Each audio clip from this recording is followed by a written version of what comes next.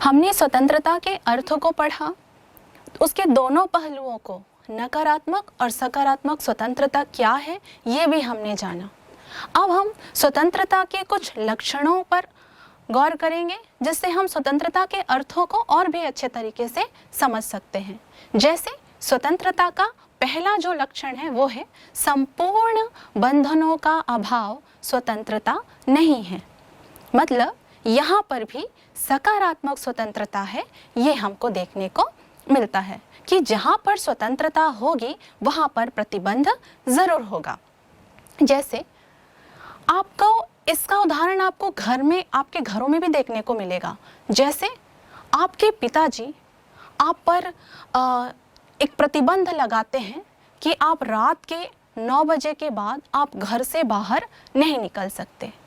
आपको ऐसा लगता है कि आपको आपके ऊपर बंधन डाला जा रहा है, पर यह आपके ऊपर बंधन नहीं है, ये आपकी भलाई के लिए आप पर ये बंधन डाला गया है।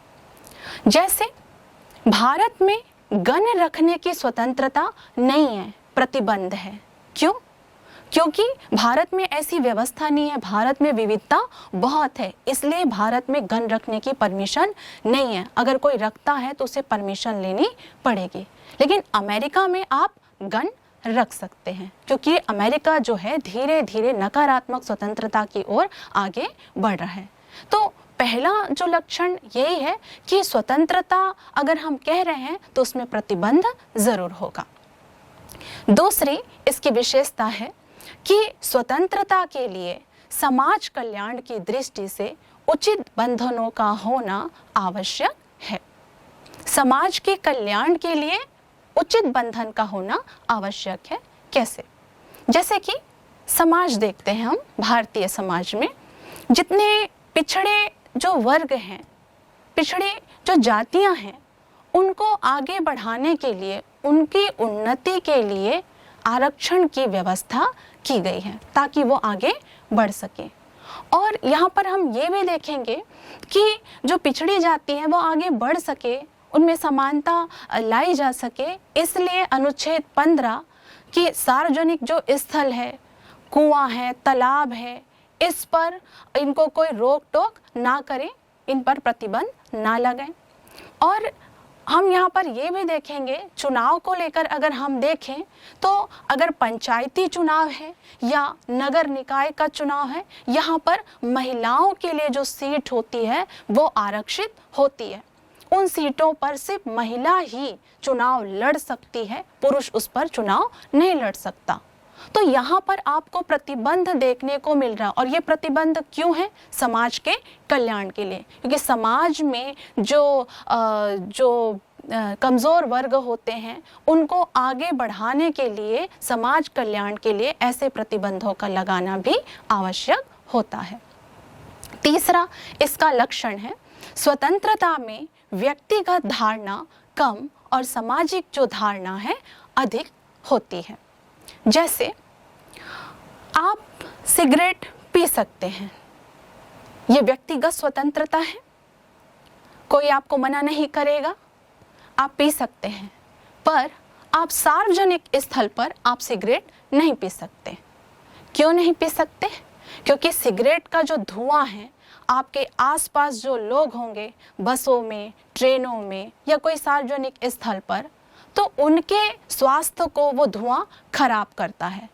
तो यहाँ पर व्यक्तिगत स्वतंत्रता आपको है, पर समाज कल्याण को ध्यान में रखकर आप पर प्रतिबंध लगाया जाता है कि आप सिगरेट पिए, अकेले में पिए, लेकिन आप पब्लिक प्लेस पर सिगरेट नहीं पी सकते, क्योंकि समाज का कल्याण भी जरूरी है।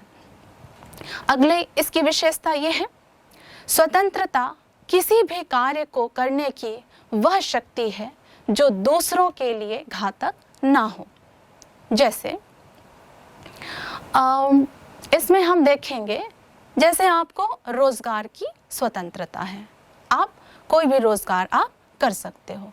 मान लीजिए आप ईंट भट्टी आप खोलना चाहते हैं, तो उसके लिए आपने पानी की व्यवस्था कर ली, मिट्टी की व्यवस्था आपने कर ली, पर यहाँ पर ये देखने वाली बात है कि उसका जो धुआं है, ईंट भट्टी का जो धुआं है, वो किस दिशा की ओर जा रहा है।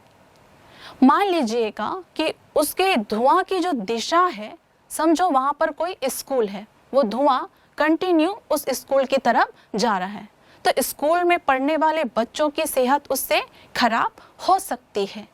इसलिए सरकार का ये काम तो है कि वो आपको रोजगार दे, आपके लिए कोई व्यवस्था करे, पर वो इस बात का भी ध्यान रखेगा कि आपके रोजगार से, आपके कार्य से दूसरों को कोई नुकसान ना हो। इसलिए जो सरकार है एडिशनल सपोर्ट देकर उसके लिए कोई दूसरी व्यवस्था करता है। इसलिए आप देखिएगा जितने औद्योगिक जो क्षेत्र होते हैं, उद्योग धंधे होते हैं, वो कहना चाहिए जो घनी आबादी क्षेत्र में नहीं होते, कम आबादी क्षेत्र पर होते हैं, क्योंकि यहाँ पर जो धुआं है वो भी निकलते रहता है और यहाँ पे ट्रकों का आना जाना भी लगा रहता है, तो एक्सीडेंट होने का भी खतरा होता है। तो यहाँ पर स्वतंत्रता हमें ये बताती है कि आप अपनी स्वतंत्रता का इस्तेमाल कर रहे हैं, पर आपकी स्वतंत्रता दूसरों के लिए घातक ना हो। अगली विशेषता यह है, स्वतंत्रता व्यक्तित्व के विकास में सहायक होती है। व्यक्तित्व के विकास के लिए सबसे महत्वपूर्ण जो मुद्दा है या जो चरण है वो ये है शिक्षा।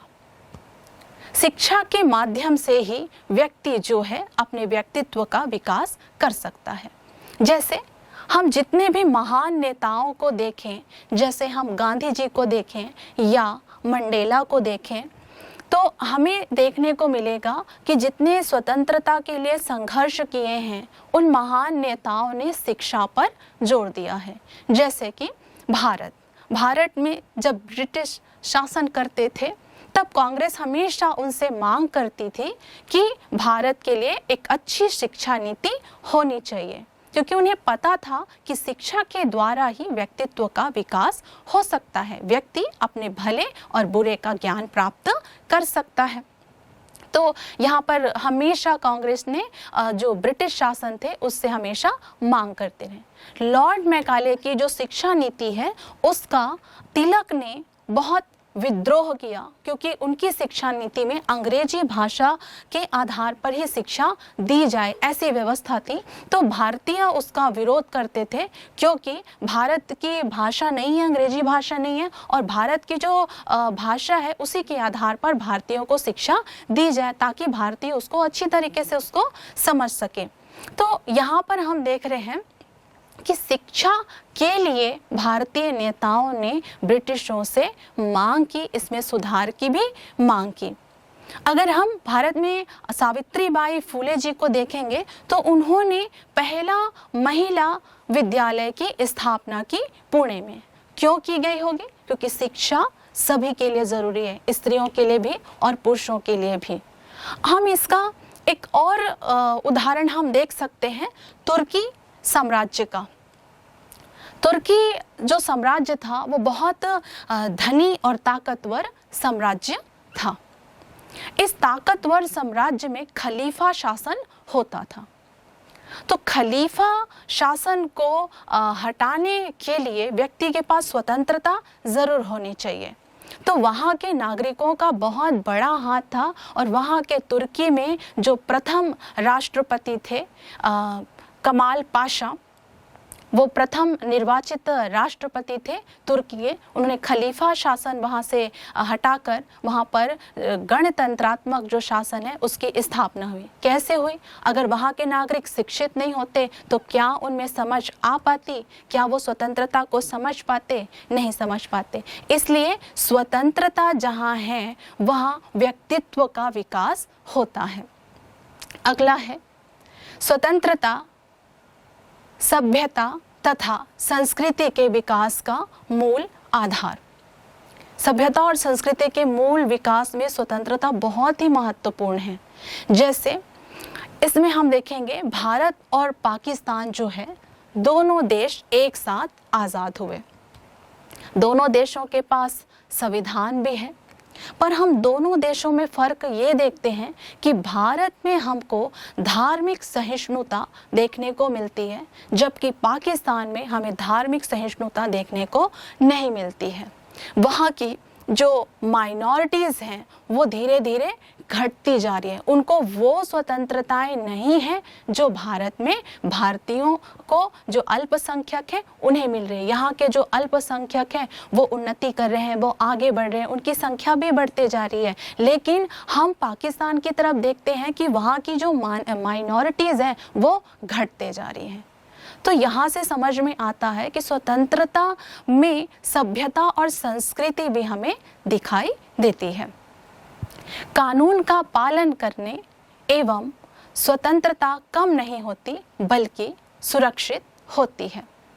तो ये विशेषता ये है कि जैसे स्वतंत्रता घटती नहीं है, कानून बनाने से या कानून का पालन करने से स्वतंत्रता घटती नहीं है, स्वतंत्रता सुरक्षित होती है। और ये जो कानून होते हैं हमारे लिए ही बने हुए होते हैं। जैसे कि जब हम सड़क पर चलते हैं तो हमारे लिए एक ट्रैफिक रूल्स होते हैं और उस ट्रैफिक रूल्स को हमें पालन करना अनिवार्य होता है। ये जो नियम होते हैं ये हमको प्रतिबंध नहीं लगा रहे हैं, ये प्रतिबंध हमारी भलाई के लिए हम पर लग रहा है। अगर हम ट्रैफिक रूल्स का पालन ना करें तो क्या होगा? एक्सीडेंट होगा जो हमारे लिए घातक होगा। तो इसलिए स्वतंत्रता जो है कम नहीं होती, सुरक्षित होती है कानून के पालन करने से। अगली इसका लक्षण है सकारात्मक स्वतंत्रता के आधार पर ही आर्थिक विकास संभव है। आर्थिक विकास करने के लिए भी स्वतंत्रता चाहिए।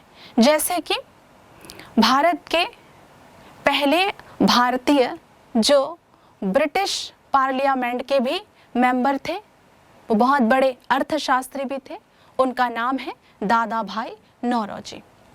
उन्होंने कहा कि भारत के पास पूंजी बहुत है, लेकिन ये जो पूंजी है ये ब्रिटिश ले जाते हैं, ब्रिटिश भारत से ये धन लेकर चले जाते हैं और भारतीयों का शोषण करते हैं।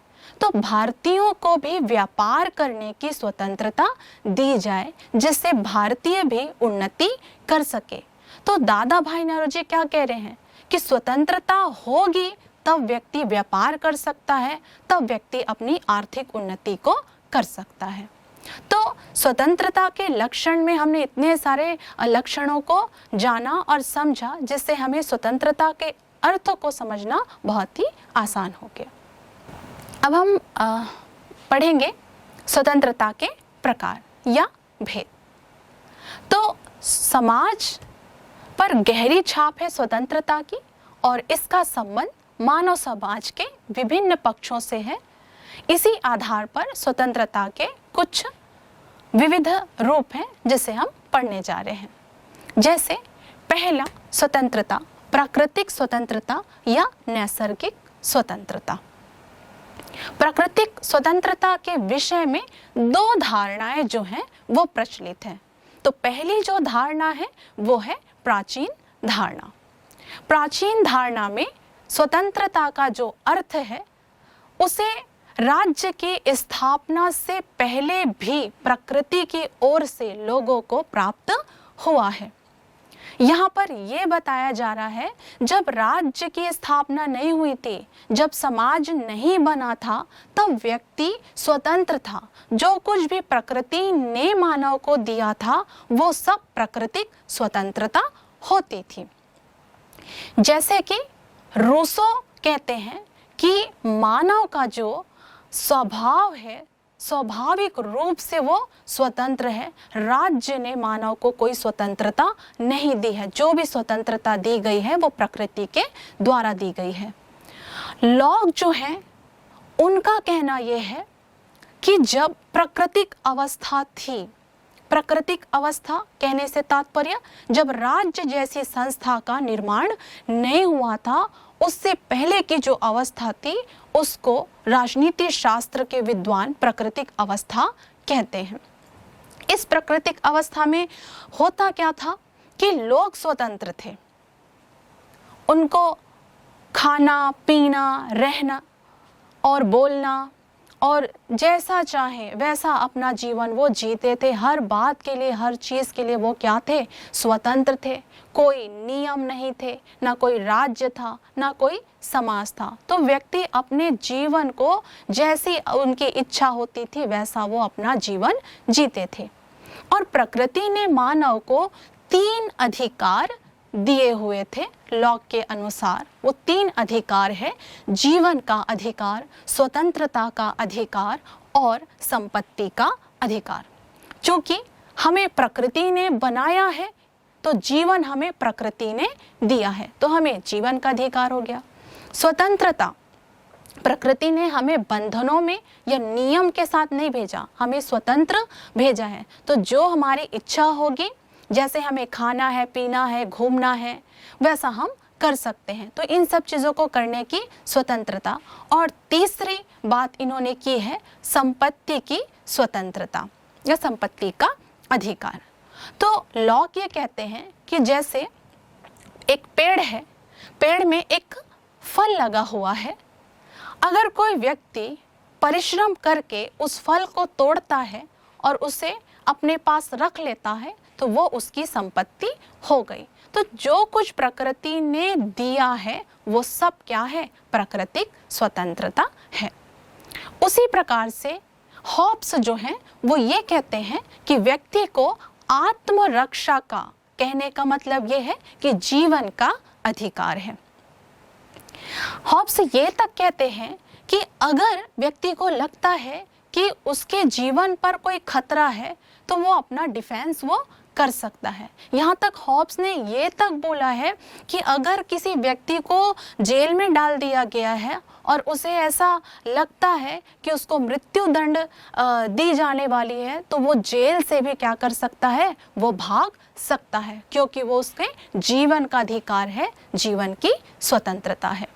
तो 3 विद्वान हमने देखे, रूसो है, हॉब्स है और लॉक है। ये तीनों जो विद्वान हैं वो प्राकृतिक स्वतंत्रता के समर्थक हैं। अब यहाँ पर हम देखेंगे प्राकृतिक अवस्था में जो स्वतंत्रता है वो नकारात्मक स्वतंत्रता है, क्योंकि इन स्वतंत्रताओं पर कुछ भी प्रतिबंध नहीं है। जैसे व्यक्ति अपनी संपत्ति रख सकता है, दूसरे की संपत्ति को छीन सकता है, मार काट भी कर सकता है, वो कुछ भी कर सकता है। क्यों? क्योंकि यहाँ पर राज्य भी नहीं है, कोई नियम भी नहीं है, कोई कानून भी नहीं है। तो ये कैसी हो गई? एक अराजकता की स्थिति भी हो गई। और ये जिसकी लाठी उसकी भैंस। लाठी किसका प्रतीक है? लाठी शक्ति का प्रतीक है। तो जो व्यक्ति शक्तिशाली होगा वो कमजोर को दबाने की कोशिश करेगा और उनकी स्वतंत्रता को वो छीनेगा। उसी प्रकार से मत्स्य न्याय भी आप देख सकते हो।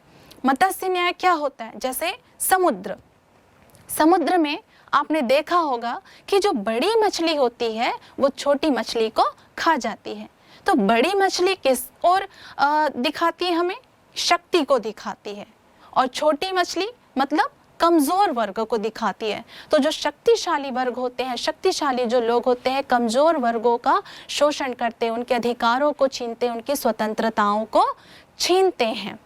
तो ऐसे में अगर प्राकृतिक स्वतंत्रता का अगर समर्थन करते हैं और उस पर किसी भी प्रकार का कोई प्रतिबंध नहीं लगाते हैं तो ये जो है एक नकारात्मक स्वतंत्रता होगी और समाज में एक अराजकता की स्थिति हो सकती है। इस प्राकृतिक स्वतंत्रता की दूसरी जो धारणा है वो दूसरी धारणा ये है कि स्वतंत्रता मनुष्य के स्वभाव में है। हर व्यक्ति चाहता है कि वो स्वतंत्र रहे, उस पर कोई प्रतिबंध ना लगाए। तो ये जो धारणा है वो प्रकृति से आई है। प्रकृति ने बाय नेचुरल व्यक्ति स्वतंत्रता चाहता है, इसलिए ये धारणा प्राकृतिक है।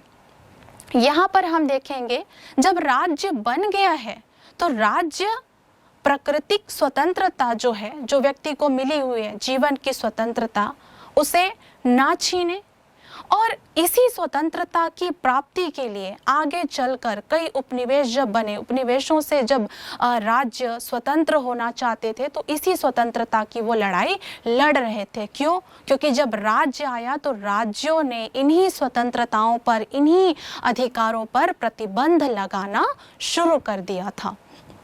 जैसे कि हम भारत को देखते हैं तो भारत में बाल गंगाधर तिलक जी हैं, उन्होंने कहा कि स्वतंत्रता मेरा जन्म सिद्ध अधिकार है और मैं इसे लेकर रहूँगा। पहले स्वतंत्रता, पहले हम कहेंगे कि वो कहते थे स्वराज्य। स्वराज्य का अर्थ होता है हम स्वयं शासन हम करें, लेकिन राजनीतिक और संवैधानिक परिदृश्य से अगर हम कहें तो स्वराज्य का अर्थ स्वतंत्रता से उस समय लगाया जाता था। इसलिए तिलक जी कहते हैं कि स्वतंत्रता मेरा जन्म सिद्ध अधिकार है। जन्म सिद्ध मतलब प्राकृतिक अधिकार है और मैं इसे लेकर रहूँगा। यहाँ पर पहले जब भारत में आज़ादी की लड़ाई लड़ी जा रही थी तब पहले स्वराज्य शब्द का इस्तेमाल होता था। स्वराज्य का अर्थ होता है कि हम स्वयं पर शासन करें, हम अपने देश पर शासन करें, अपने लिए हम नियम बनाएं, अपने लिए हम व्यवस्था करें। पर आगे चलकर राजनीतिक और संवैधानिक परिदृश्य में स्वराज्य शब्द को ही स्वतंत्रता के रूप में उपयोग किया जाता है। इसलिए स्वराज्य मेरा जन्म सिद्ध अधिकार है और मैं इसे लेकर रहूँगा, ये कहते हैं तिलक जी। मतलब ये हमारा प्राकृतिक अधिकार है और कोई हमसे ये छीन नहीं सकता।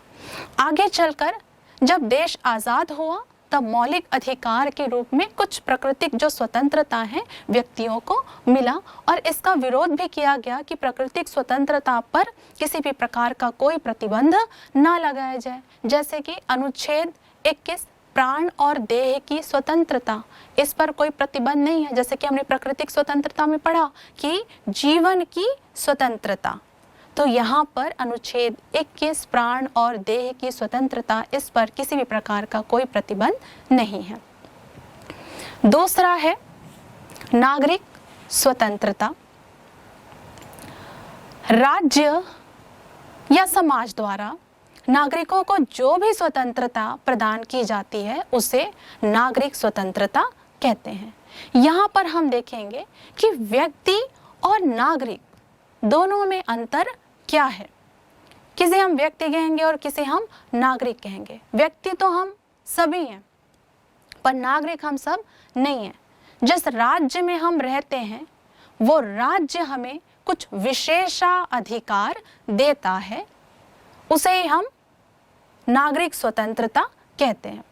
जैसे कि इस स्वतंत्रता में कौन कौन सी स्वतंत्रता आती है, तो जीवित रहने की स्वतंत्रता या जीवन की सुरक्षा, भाषण या प्रेस की स्वतंत्रता, न्याय पाने की स्वतंत्रता, समुदाय बनाने की स्वतंत्रता, जीविका उपार्जन की स्वतंत्रता, ये सारी जो स्वतंत्रता है वो नागरिक स्वतंत्रता के अंतर्गत आती हैं।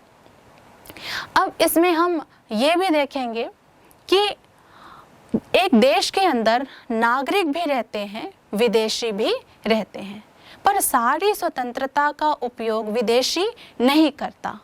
कुछ स्वतंत्रता का प्रयोग ही वो कर पाता है। जैसे कि समानता, तो वो नागरिकों में भी है और विदेशियों में भी है।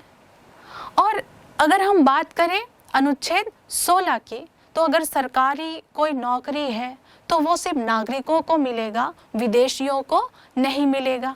जैसे कोई सार्वजनिक पद है वो भी नागरिकों को प्राप्त होते हैं, विदेशियों को प्राप्त नहीं होते हैं। तो यह है नागरिक स्वतंत्रता। वर्तमान समय में इन सभी अधिकारों व स्वतंत्रता को संविधान में स्थान दिया गया है और न्यायालय इनकी पूर्ण रूप से रक्षा करते हैं। गैटिल ये लिखते हैं कि नागरिक स्वतंत्रता के अंतर्गत वे अधिकार और विशेषाधिकार आते हैं जिनके द्वारा राज्य अपने नागरिकों के लिए बनाता है और रक्षा करता है, लेकिन नागरिक स्वतंत्रता राज्य के द्वारा समानता के अधिकार के आधार पर प्रत्येक व्यक्ति को प्रदान किए जाने के कारण सीमित भी होती हैं। अब हम देखेंगे कि इसमें कौन कौन सी जो स्वतंत्रता है जो नागरिक स्वतंत्रता के अंतर्गत आती हैं। जैसे जीवित रहने का अधिकार, मतलब जीवन का अधिकार। कोई आपकी हत्या नहीं कर सकता, ना आप किसी की हत्या नहीं कर सकते, क्योंकि सभी को जीवन की सुरक्षा मिली हुई है। दूसरा इसमें जो स्वतंत्रता है वो है भाषण और प्रेस की स्वतंत्रता। आप अपने विचारों को व्यक्त कर सकते हैं भाषण के द्वारा या प्रेस के द्वारा। पर इस बात का आपको ध्यान रखना है कि जो भी आप बोल रहे हैं वो देश विरोधी नहीं होना चाहिए, या ऐसा आप नहीं बोलेंगे कि दूसरे देशों के साथ हमारे जो संबंध हैं वो खराब हो जाए, ये आप भाषण नहीं दे सकते। और न्याय पाने की स्वतंत्रता, आपको कोई भी विवाद है, कोई भी समस्या है तो आप न्यायपालिका के शरण में जाइए, न्यायपालिका आपके अधिकारों की रक्षा करेगी। जैसे कोई व्यक्ति गरीब है या असहाय है, वो न्यायालय के पास नहीं जा सकता, तो जनहित याचिका के माध्यम से एक सिंपल सा पोस्ट कार्ड के माध्यम से वो अपनी समस्याओं को लिखकर न्यायालय में पहुंचा देगा और न्यायालय जो है अपनी कार्यवाही उस पर करेगा। मतलब हर एक व्यक्ति को न्याय पाने का अधिकार है। समुदाय बनाने की स्वतंत्रता, आप नागरिक हैं तो आप समुदाय बना सकते हैं, लेकिन आप विदेशी हैं तो आप समुदाय नहीं बना सकते। सरकार नागरिकों को तो कभी मना करेगी नहीं समुदाय बनाने के लिए, लेकिन वो विदेशियों को समुदाय बनाने से मना कर सकती है। जीविका उपार्जन की स्वतंत्रता, सरकार जो है आपको आपके जीविका उपार्जन के लिए आपके लिए रोजगार की व्यवस्था कर सकता है। आप सरकार से रोजगार मांग सकते हैं, पर विदेशी मांग नहीं सकते। उन्हें कोई अधिकार नहीं है कि वो राज्य से नौकरी मांगे या कोई रोजगार वो मांगे। ये अधिकार सिर्फ नागरिकों को होते हैं। तो वर्तमान समय में इतने सारे जो अधिकार हैं, स्वतंत्रता है, उसको संविधान में स्थान दिया गया है और न्यायालय जो है इसकी रक्षा करता है। न्यायालय जो है भारत में अनुच्छेद 32 और अनुच्छेद 226 के अंतर्गत जो न्यायपालिका है नागरिकों के अधिकारों की, स्वतंत्रताओं की रक्षा करता है। अब यहाँ पर देखिए, ये जो नागरिक जो अधिकार हैं ये प्राकृतिक अधिकार नहीं है, ये एक विकसित अधिकार है। कैसे विकसित अधिकार है? जब औपनिवेशिक शासन शुरू हुआ तब लोगों को कोई स्वतंत्रता नहीं दी जाती थी, तो लोग स्वतंत्रता की मांग करते थे। तो ये धीरे धीरे विकसित हुआ कि हम जिस राज्य में रहते हैं तो हमें कुछ स्वतंत्रताएं प्रदान की जानी चाहिए। जैसे महात्मा गांधी जी ने मांगा अधिकार कि भारत के नागरिकों को स्वतंत्रता दीजिए, उसी प्रकार से आप दक्षिण अफ्रीका में देखिएगा स्वतंत्रता की मांग। तो ये स्वतंत्रता की मांग जितने भी औपनिवेशिक शासन थे वहीं से वो शुरू होती है। तो भारत में 1892 में एक एक्ट बना ब्रिटिशों के माध्यम से। उस एक्ट में पहली बार जनप्रतिनिधियों की बात की गई थी कि भारत में जो जनप्रतिनिधि होंगे वो भी शासन कार्यों में भाग ले सकते हैं। तो जनप्रतिनिधि को स्थान दिया गया, तो धीरे धीरे मांग बढ़ती गई। एक समय ऐसा भी था जब कांग्रेस लोगों को बुलाती थी विचार व्यक्त करने के लिए आज़ादी के सिलसिले में, तो 100 लोग भी इकट्ठे नहीं होते थे। जैसे ही लोगों को स्वतंत्रता मिलती गई, जनप्रतिनिधि बनने के अधिकार मिलते गए, वैसे वैसे जो लोग हैं वो आगे बढ़ते गए। और जब बंगाल का विभाजन हुआ 1905 में, तब पूरे भारत देश जो था वो कांग्रेस के साथ इकट्ठा हो गया। तो ये हमें क्या बताता है कि जैसे आप नागरिकों को आप स्वतंत्रता देंगे, अधिकार देंगे, वो आगे बढ़ेंगे, अपनी मांगों को वो पूरा करा सकते हैं। यहाँ पर आप ये भी देखिएगा कि जो अमेरिका है, अमेरिका के जो नागरिक हैं वो अपने झंडे तक को वो जला सकते हैं, उन्हें इतना अधिकार मिला हुआ है, लेकिन भारत में आप ऐसा नहीं कर सकते हैं। तो ये है नागरिक स्वतंत्रता। गैटिल ने लिखा है कि नागरिक स्वतंत्रता के अंतर्गत वे अधिकार और विशेषाधिकार आते हैं जिनको राज्य अपने नागरिकों के लिए बनाता है और रक्षा करता है। लेकिन जो नागरिक स्वतंत्रता राज्य के द्वारा समानता के अधिकार के आधार पर प्रत्येक व्यक्ति को प्रदान किए जाने के कारण सीमित हैं, प्रत्येक व्यक्ति को प्रदान किए जाने के कारण सीमित हैं। इसका क्या अर्थ है? जब भी अनुच्छेद 19 की बात होगी तो उसका जो निर्धारण जो होगा अनुच्छेद 14 के अनुसार विधि के समक्ष समानता के आधार पर तय किया जाएगा। इसके लिए मैं आपको एक छोटा सा उदाहरण देना चाहूँगी। जैसे आप हैं और आपके साथ कोई सांसद है।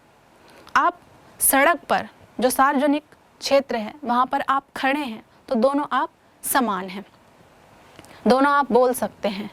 लेकिन अगर संसद भवन है वहाँ पर आप भी बोलना चाहेंगे अभिव्यक्ति की आज़ादी के अंतर्गत और सांसद भी बोलना चाहेगा तो पहली जो प्राथमिकता है वो सांसद को ही दी जाएगी। क्यों? क्योंकि अनुच्छेद 19 का जो निर्धारण है अनुच्छेद 14 विधि के समक्ष समानता के आधार पर ही किया जाएगा।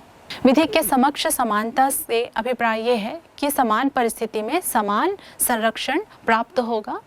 तो इसमें आप देखिएगा कि एक सांसद जो है और आप हैं, तो अगर आप एक सड़क पर हैं तो आप दोनों समान हैं, लेकिन संसद भवन में जो सांसद होगा वहाँ पर आप और सांसद समान नहीं हैं, क्योंकि वो संसद भवन सांसद का है तो उन्हें बोलने की, उन्हें कार्य करने की वहाँ पर आज़ादी वहाँ पर होगी।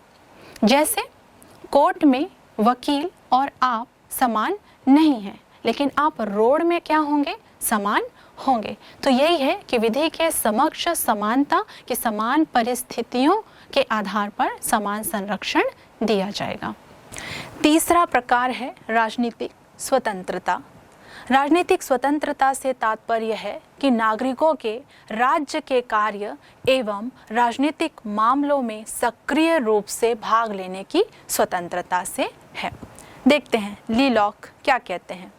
राजनीतिक स्वतंत्रता संवैधानिक स्वतंत्रता है और इसका अर्थ ये है कि लोगों को अपनी सरकार चुनने का अधिकार होना चाहिए। लोग अपनी सरकार को चुने, ये राजनीतिक स्वतंत्रता है ली लॉक के अनुसार। अभी हम वर्तमान में हम अपनी सरकारों को चुनते हैं, लेकिन पहले जो है हम सरकार नहीं चुनते थे। जब उपनिवेशिक काल था तब हमें कोई अधिकार नहीं था कि हम अपनी सरकार को चुने। जितने भी शासन होते थे, प्रशासन होते थे, मनोनयन के आधार पर होते थे। तो स्वतंत्रता प्राप्त होने के बाद ही हमने अपनी सरकार को चुना है या हम चुनते हैं। देखते हैं ली लॉक क्या कहते हैं। राज्य के कार्य में सक्रिय भाग लेने की शक्ति ही राजनीतिक स्वतंत्रता है। सक्रिय भाग लेना, जैसे चुनाव के समय में, जैसे आप इसका उदाहरण आप देख सकते हैं अमेरिका में, कि अमेरिका में जब राष्ट्रपति का जब चुनाव होता है तो वहाँ का एक एक नागरिक राजनीति में की जानकारियों के लिए एक दूसरे से विचार विमर्श करते हैं कि किसको हम वोट करें, किसको हम वोट ना करें, किन आधारों पर करें। तो हर एक व्यक्ति सक्रिय रूप से राजनीति में भाग लेता है। अगर इसकी तुलना हम भारत से करें तो भारत 1947 से आज़ाद हुआ, उसके बाद से भारत अपने सरकार को चुन रही है। तो चुनने के लिए उन्हें राजनीतिक सक्रियता होनी चाहिए, पर 1947 से लेकर आज तक हमारे जो देश की जनता है या भारत की जो व्यवस्था है उसमें नागरिक सक्रिय भागीदारी नहीं है। आज भी लोग अपने जो दादा परदादा जिसको वोट करते थे उसी को वोट कर रहे थे, और जब चुनाव हुआ उस समय भी वो उसी के आधार पर ही क्या कर रहे हैं, वोट वो कर रहे हैं कि हमें जो पार्टी पसंद है उसको हम करेंगे। उसका कोई आधार नहीं देखते कि कैंडिडेट की क्या योग्यता है या क्या विचारधारा है, उसके आधार पर वो वोटिंग नहीं कर पा रहे, मतलब सक्रिय भागीदारी नहीं है। यहाँ पर हम देखेंगे कि राजनीतिक स्वतंत्रता के द्वारा जनता सरकार पर नियंत्रण रखती है। हम कैसे सरकार पर नियंत्रण रखते हैं? जैसे कि भारत में हम 5 साल के लिए अपने प्रतिनिधियों को चुनते हैं, लेकिन ज़रूरी नहीं है कि 5 साल तक हमने चुना है तो 5 साल तक अपने पद पर रहें। वो अपने पद से मुक्त भी हो सकते हैं। अगर जनता अपने जनप्रतिनिधियों के माध्यम से सरकार को हटाना चाहे तो सरकार को हटा भी सकती है। तो गेस्टर ने लिखा कि राजनीतिक स्वतंत्रता के अभाव में शासन के निरंकुश होने की संभावना बनी रहती है। अगर राजनीतिक स्वतंत्रता ना मिले, हम जनप्रतिनिधियों पर नियंत्रण ना रखें, हम अपनी सरकार को ना चुने या सक्रिय भागीदारी हम ना रखें, तो शासन जो है वो निरंकुश हो सकता है। आइए हम देखते हैं कि राजनीतिक स्वतंत्रता में कौन कौन से अधिकार इसमें शामिल है। पहला, अपने प्रतिनिधियों के निर्वाचन हेतु मत देने का अधिकार, मतलब आपको वोट देने का अधिकार है। तो ये अधिकार कब से शुरू हुआ होगा? पहले राजतंत्र हुआ करता था, तो राजा का जो पद था वो वंशानुगत होता था, तो वहाँ पर तो वोटिंग का कोई सवाल ही नहीं होता है।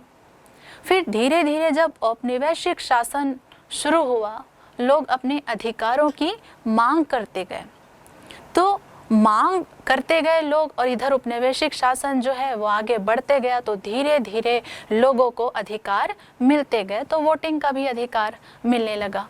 जैसे भारत में 1909 में पहली बार भारतीयों को वोट देने का अधिकार था, लेकिन महिलाओं को वोट देने का कोई अधिकार नहीं था। ब्रिटेन में 1912 में महिलाओं को वोट देने का अधिकार प्राप्त हुआ, जबकि ब्रिटेन जो है वहाँ लोकतंत्र की जो स्थापना है 1688 में हो चुकी थी। लेकिन जब भारत की बात करें तो भारत 1947 से, जब से भारत आज़ाद हुआ, आज़ाद होते ही भारत ने स्त्री और पुरुष दोनों को ही वोट देने का अधिकार दिया। दूसरा है निर्वाचित होने का अधिकार। अगर आप इलेक्शन लड़ना चाहते हैं तो आप इलेक्शन लड़ सकते हैं यदि आप उस देश के नागरिक हैं। तो आप एक सरपंच से लेकर आप राष्ट्रपति तक का आप चुनाव लड़ सकते हैं, ये आपको अधिकार है। तीसरा आपको अधिकार है राजनीतिक दलों के निर्माण का। अगर आप एक ही विचारधारा के लोग हैं और किसी राजनीतिक दल का निर्माण करना चाहते हैं तो आप राजनीतिक दल का निर्माण कर सकते हैं। चौथा, योग्यता के अनुसार सार्वजनिक पद पाने का अधिकार। जैसे आप इलेक्शन लड़ सकते हैं, तो इलेक्शन लड़ने के लिए भी आपके पास योग्यता का होना ज़रूरी है। जैसे कि भारत में आप किसी गांव के सरपंच का चुनाव लड़ना चाहते हैं तो पहली योग्यता तो ये कि आपकी आयु जो है 21 वर्ष होनी चाहिए और आप उस गांव के निवासी होना आपका ज़रूरी है। वैसे ही जैसे आप राष्ट्रपति का इलेक्शन लड़ना चाहते हैं तो आपकी जो आयु है वो 35 वर्ष होनी ज़रूरी है। उसी प्रकार लोकसभा या विधानसभा का चुनाव लड़ना चाहते हैं तो आपकी आयु कितनी होनी चाहिए? 25 वर्ष होनी चाहिए। तो इस प्रकार से योग्यताएं होती हैं। अगर वो योग्यता आपके पास है तो आप चुनाव लड़ सकते हैं। और अगली जो योग्यता है, सरकार जनहित में कार्य करे या जनता के प्रति उत्तरदायी होकर कार्य करे, इसलिए सरकार व सरकार की नीतियों की स्वतंत्रता पूर्वक आलोचना करने का अधिकार है। तो अगर सरकार की नीतियां आपको अच्छी नहीं लगती या कमी लगती है, जो भी आपको लगता है, आप सरकार की आलोचना कर सकते हैं। तो सरकार की आलोचना करना भी आपका राजनीतिक अधिकार या राजनीतिक स्वतंत्रता के अंतर्गत आता है। अगला है आर्थिक स्वतंत्रता। आर्थिक स्वतंत्रता का अभिप्राय व्यक्ति की उस स्वतंत्रता से होता है जिसमें वह आर्थिक प्रयत्नों का लाभ स्वयं प्राप्त करने के लिए स्वतंत्र हो तथा किसी प्रकार वह ऐसी दशा में ना हो कि उसके श्रम का पारिश्रमिक दूसरों को प्राप्त हो। जो व्यक्ति कार्य करता है, जो व्यक्ति परिश्रम करता है और परिश्रम के द्वारा जो कुछ भी वो धन कमाता है वो उसकी संपत्ति होती है, उसका धन होता है। और उसके परिश्रम का जो धन है किसी दूसरे व्यक्ति को नहीं दिया जा सकता, या दूसरा व्यक्ति उसके धन को छीन नहीं सकता। ये आपका आर्थिक अधिकार है। प्रोफेसर लॉस्की क्या कहते हैं? आर्थिक स्वतंत्रता का अर्थ यह है कि प्रत्येक व्यक्ति को जीविका कमाने की समुचित सुरक्षा व सुविधा प्राप्त होनी चाहिए। आप कैसे अपना जीवन यापन करेंगे, आपको अपने जीवन को जीने के लिए कोई ना कोई कार्य तो करना ही पड़ेगा। तो सरकार जो है आपके लिए रोजगार की व्यवस्था करता है, जैसे आपको नौकरियां देता है, या फिर यदि आप व्यवसाय करना चाहते हैं तो व्यवसाय की आपको स्वतंत्रता देती है।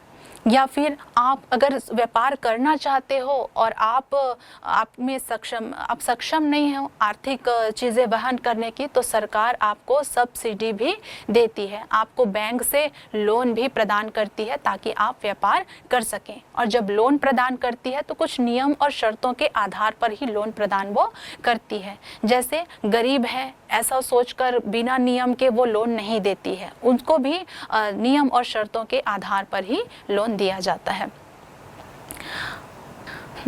पंडित जवाहरलाल नेहरू ये कहते हैं कि एक भूखे मनुष्य के लिए वोट का कोई उपयोग नहीं होता। व्यक्ति अगर गरीब है, उसके पास खाने को कुछ भी नहीं है, तो सबसे पहली चिंता ये है कि व्यक्ति वो जिएगा कैसे। तो जीने के लिए उसको कमाना बहुत ज़रूरी है, और कमाने के लिए उसके पास रोज़गार का होना ज़रूरी है। पहले व्यक्ति अपनी भूख को शांत करेगा, वो जिंदा रहेगा, तभी तो वो वोट कर पाएगा। इसलिए पहले आर्थिक व्यवस्था करना ज़रूरी है। GD एचकोल भी कहते हैं कि आर्थिक स्वतंत्रता के अभाव में राजनीतिक स्वतंत्रता कोरी कल्पना है। जब तक हम आर्थिक रूप से सक्षम नहीं हो जाते या हमारे पास कोई रोजगार या व्यवसाय नहीं होता, तब तक हम राजनीति के बारे में सोच भी नहीं सकते हैं। आर्थिक स्वतंत्रता में कुछ अधिकार आते हैं, जैसे कि नागरिकों को काम करने का अधिकार, प्रत्येक नागरिक को काम करने का अधिकार है। दूसरा, विश्राम या अवकाश का अधिकार। व्यक्ति काम करता है तो जाहिर सी बात है कि वो थकेगा, और थकेगा तो उसे विश्राम की या अवकाश की आवश्यकता होगी। अगर वो विश्राम नहीं करेगा तो उसका जो शरीर है वो दुर्बल हो जाएगा, तो इसलिए उसे अवकाश की आवश्यकता होती है। कार्य करने के लिए न्यायोचित घंटे निश्चित करना। आप किसी व्यक्ति को 24 घंटे आप काम नहीं करा सकते, या जैसे 16-17 घंटे आप काम नहीं करा सकते। या अगर कोई व्यक्ति जहाज में काम करता है तो 5-5, 6-6 महीने के लिए वो जहाज में ही काम करते रहता है। तो ऐसा नहीं, जो भी कोई कार्य किया जाए तो उसके लिए कार्य करने के न्यायोचित जो समय है वो निर्धारित किया जाए। वृद्धावस्था और असमर्थता में आर्थिक सुरक्षा का अधिकार। व्यक्ति वृद्ध हो चुका है तो जाहिर सी बात है कि वो कार्य नहीं कर सकता, तो वृद्धों के लिए पेंशन की व्यवस्था करना या वृद्धाश्रम की व्यवस्था करना, आर्थिक सहायता देना। वैसे ही असमर्थ जो लोग होते हैं, लंगड़े, लूले हैं, अपाहिज है, उनकी सहायता करना, अनाथों की सहायता करना, उनकी सुरक्षा करना, ये भी आपका कहना चाहिए राजनीतिक आर्थिक आधार है। जीवन निर्वहन के लिए उचित मजदूरी। जब भी आप कोई कार्य करते हैं तो आपको उचित मजदूरी भी मिलनी चाहिए। उद्योगों के प्रबंधन में मजदूरों की भागीदारी। यदि कोई उद्योग है, किसी भी उद्योग में 2 व्यक्ति होते हैं, एक तरफ पूंजीपति और दूसरी तरफ श्रमिक। श्रमिकों के बिना उद्योग का काम नहीं हो सकता और पूंजीपतियों के बिना भी कार्य नहीं हो सकता। इसलिए जब श्रमिकों से संबंधित कोई निर्णय लिया जाता है तो उसमें श्रमिकों की भागीदारी का होना ज़रूरी है। इसको हम इस तरीके से भी समझ सकते हैं, किसी राज्य की जो शक्ति होती है वो धन से आती है। जैसे कोई देश धनी होता है वो शक्तिशाली होता है। जैसे अमेरिका के पास बहुत धन है इसलिए वो शक्तिशाली है, और चाइना के पास भी धन है इसलिए वो भी शक्तिशाली है। तो ये धन जो है, ये पूंजी जो है वो आएगी कैसे? पूंजी आएगी व्यवसाय से, और ये जो व्यवसाय है वो करेगा कौन? नागरिक करेगा। तो देखते हैं कि नागरिकों को व्यापार की जो स्वतंत्रता है वो देनी चाहिए। जैसे कि एडम स्मिथ जो अर्थशास्त्री हैं, उन्होंने कहा कि व्यक्ति को व्यापार की स्वतंत्रता होनी चाहिए। व्यापार से ही पूंजी बढ़ेगी, पूंजी आएगी और देश क्या होगा? शक्तिशाली बनेगा। इसलिए जब औपनिवेशिक काल था तब जो ईस्ट इंडिया कंपनी जो थी वो कंपनी क्या थी? नागरिकों का एक व्यापारिक समूह ही था जो व्यापार करती थी। इतना ज़्यादा व्यापार करती थी कि सरकार के पास, राजा के पास कुछ प्राप्ति नहीं हो पाती थी। उससे ज़्यादा जो इनकम जो होता था वो कंपनी के पास होती थी। तो राजा भी कंपनी में हिस्सेदारी मांगते थे, और जहाँ पर धन होता है वहीं पर शक्ति भी होती है। इसलिए जो व्यापारी जो होते थे वो राजा को या शासक को अपनी नीतियों के अनुसार वो मोड़ लेते थे, अपनी इच्छा अनुसार वो नीतियाँ बनवाते थे। कई सारे जो युद्ध हैं जैसे कि व्यापारियों ने ही करवाया है, ऐसा आप मान सकते हो। खासतौर पे अमेरिका के जो व्यापारी हैं, जो शस्त्र का व्यापार करते थे, उन्होंने कभी भी निशस्त्रीकरण को, युद्ध को रोकने का कभी प्रयास नहीं किया। क्यों प्रयास नहीं किया? क्योंकि उससे उनका जो व्यापार है, वो व्यापार धंधा है, वो चौपट हो जाता है। इसलिए कई सारे जो युद्ध हैं वो व्यापारियों के द्वारा ही या व्यापारियों के कारण ही हुआ है। तो आर्थिक जो स्वतंत्रता है व्यक्ति को होनी चाहिए। 5वां है व्यक्तिगत स्वतंत्रता। व्यक्तिगत स्वतंत्रता से तात्पर्य है कि जिन कार्यों का संबंध व्यक्ति के स्वयं से संबंधित हो। तो व्यक्ति के निजी मामलों से है, उस पर राज्य या किसी दूसरे व्यक्ति का हस्तक्षेप नहीं किया जाना चाहिए। जैसे व्यक्ति को अपना रहन सहन कैसा होना चाहिए, वेशभूषा क्या होनी चाहिए, धर्म का पालन करे, परिवार बना सकता है, इसकी उसको स्वतंत्रता होनी चाहिए। अपनी इच्छा अनुसार जिससे विवाह करना चाहता है उससे विवाह कर सकता है, जो भोजन वो करना चाहता है वो भोजन कर सकता है, जो भी जिस प्रकार के वो वेशभूषा अपनाना चाहते हैं वो अपना सकते हैं। इस पर राज्य को या समाज को या दूसरे व्यक्ति को हस्तक्षेप करने का कोई अधिकार नहीं है। J.S. मिल की हम बात करें तो उनकी एक किताब थी ऑन लिबर्टी। उन्होंने लिखा है कि हर एक कार्य, प्रत्येक कार्य को उसकी इच्छा अनुसार स्वतंत्रता प्राप्त होनी चाहिए कि बशर्ते वो उसकी स्वतंत्रता से दूसरे की स्वतंत्रता को हानि ना हो।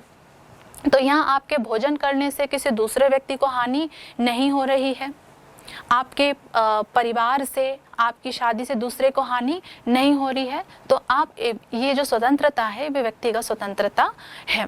तो ऑन लिबर्टी जो है उसमें J.S. मिल ने कहा कि व्यक्ति अगर अपने घर में अगर वो शराब भी पीता है तो वो पी सकता है, क्योंकि उसके शराब पीने से समाज को या दूसरे व्यक्ति को कोई फर्क नहीं पड़ रहा है, कोई नुकसान नहीं हो रहा है। अगर व्यक्ति जुआ भी खेल रहा है तो उसको जुआ खेलने दो, क्योंकि वो अपने घर के अंदर खेल रहा है, वो अपने घर तक ही सीमित है।